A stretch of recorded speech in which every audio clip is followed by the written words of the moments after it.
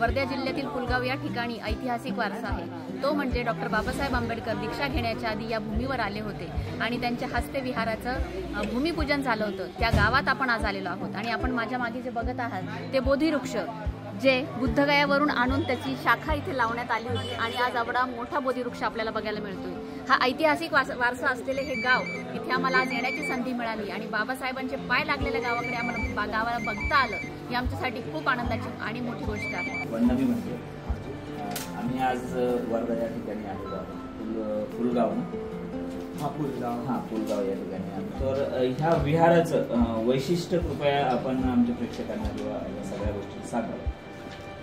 सर्वांना नमो बुद्ध आणि जय भीम। भारतीय संविधान जागरणाच्या अंतर्गत आज देवानाम प्रियदस्ती धर्मनायक धर्मराजा सम्राट अशोक यांच्या जयंती निमित्तानं हा वर्धा जिल्ह्यातील हा दौरा आहे।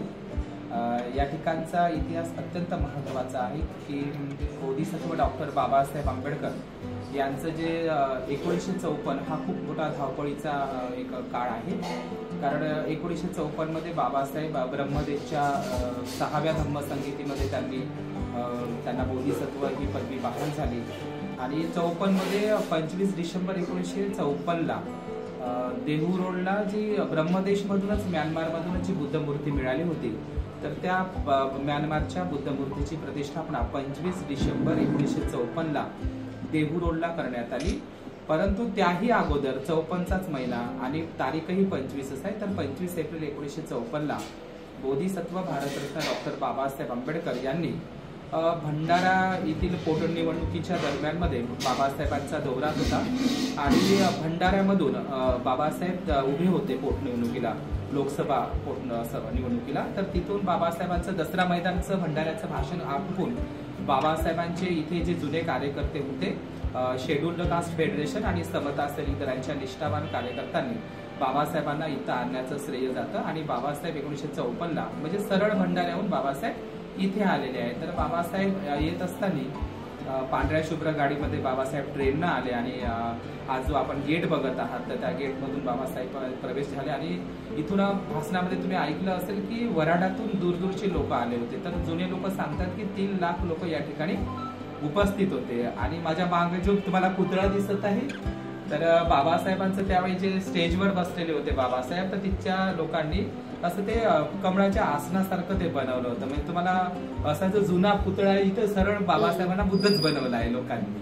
तर हीच ती जागा आहे की बाबासाहेबांचं खूप मोठं सुंदर असं भाषण झालं आणि बाबासाहेबांचे जे जुने कार्यकर्ते आहेत तर बाबासाहेबांना असं विचारत आहे की बाबासाहेबांना इथे थैली वगैरे दान केली इथे। आणि सांगण्याचं तात्पर्य म्हणजे नाशिकचे दादासाहेब गायकवाड सुद्धा त्यांच्यासोबत होते, PN राजभोज गुजरातचे परमार होते आणि कर्मवीर हरदास बाबू आवळेजी सुद्धा त्यांच्यासोबत होते त्या भेटीमध्ये।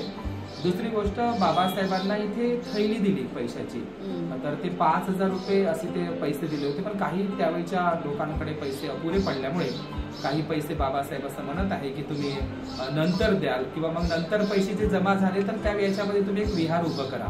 कारण बाबासाहेबांनी आधीच ते 25 डिसेंबरचं ते वातावरणच होतं बुद्ध धम्माच्या संदर्भात, त्यांच्या मनातल्या मनात बुद्धच होता।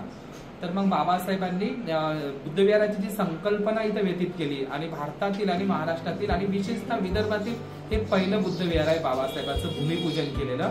म्हणजे आपण आग्र्याचं चक्कीपाठ म्हणू किंवा मग देहू रोडचं म्हणू, पण त्याही आधी बाबासाहेबांच्या दीक्षेच्या आधीचं हे विहार बोधिसत्वाचं आहे। तर बाबासाहेबांनी स्वहस्ते इथे भूमिपूजन केलेलं आहे, एक कोळशीला बसवलेले आहे। आणि या विहाराचं आणखी एक वैशिष्ट्य म्हणजे या विहाराचे शिल्पकार कर्मवीर हरदास बाबू आवळे ज्यांनी इथं ध्वजाचं एक झेंडारोहण केलेलं आहे। दुसरी गोष्ट, या विहाराची जी मूर्ती तुम्हाला दिसते भूमिस्पर्श मुद्रा, तर ही भूमिस्पर्श मुद्रा हाँगकाँग देशामधली मूर्ती आहे, तुम्हाला ही कुठेही दिसणार नाही। तिसरं वैशिष्ट्य, या विहारामध्ये सुमेध भंतेजी जे बाबासाहेबांच्या धम्मदीक्षेतले 7वे भिक्षू आहे आणि त्याचा त्या परिसर आहे देवळी तालुका।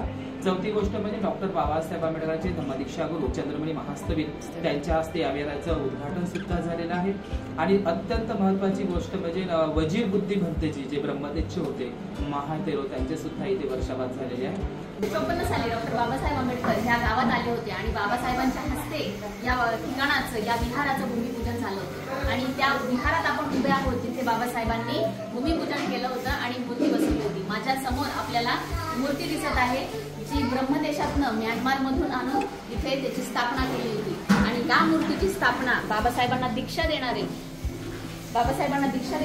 चंद्रमणी महास्तवीर यांच्या हस्ते ही मूर्ती बसवण्यात आली आणि हे विहार मोठ्या मोठ्या प्रमाणात भरलं गेलं आणि एक ऐतिहासिक वारसा आज आपल्याला मिळालेला आहे. आणि ह्या ठिकाणाचं, या पुलगाव गावाचं अजून एक वैशिष्ट्य, या विहाराचं अजून एक वैशिष्ट्य म्हणजे या विहारामध्ये आपल्याला सर्व महापुरुष दिसतील. म्हणजे सिद्धनाथ पासून फुले, सावित्रीबाई फुले, सयाजीराव गायकवाड, छत्रपती शाहू महाराज, संत गाडगेबाबा, अण्णाभाऊ साठे आणि महाकवी कर्डक आणि त्यासोबतच बाबासाहेबांनी केलेलं भाषण 25 एप्रिल ज्यावेळेस बाबासाहेब इथे आले होते हे मूर्तीची जागेची भूमिपूजन करण्यासाठी, त्यावेळेस बाबासाहेबांनी केलेलं भाषण हे देखील आपल्याला इथे बघायला मिळत आहे. अशा प्रकारचा हा मोठा आणि ऐतिहासिक वारसा आणि त्यासोबतच त्या बाजूला दिसत आहे या देखील त्यांच्या संग्रही त्यांनी ते फोटो फ्रेम्स लावलेले आहेत, ज्याच्यामध्ये बौद्ध धम्मराजा मिलिंद, बौद्ध सम्राट दानशील सूर्य हर्षवर्धन, बौद्ध सम्राट कनिष आणि सातकर्णी यांच्या सगळ्यांचे आपल्याला फोटोज बघायला मिळतात. असा मोठा ऐतिहासिक वारसा असलेला बाबासाहेबांचे पाय लागलेलं हे ठिकाण म्हणजे पुलगाव मधील तालुका देवळी वर्धा येथील आहे. आपणही या ठिकाणी मोठ्या संख्येने भेट द्या आणि बाबासाहेबांनी ज्या ठिकाणी येऊन धम्मदीक्षा घेण्याच्या आधी ज्या ठिकाणी आले त्या ठिकाणाला भेट द्या. धन्यवाद.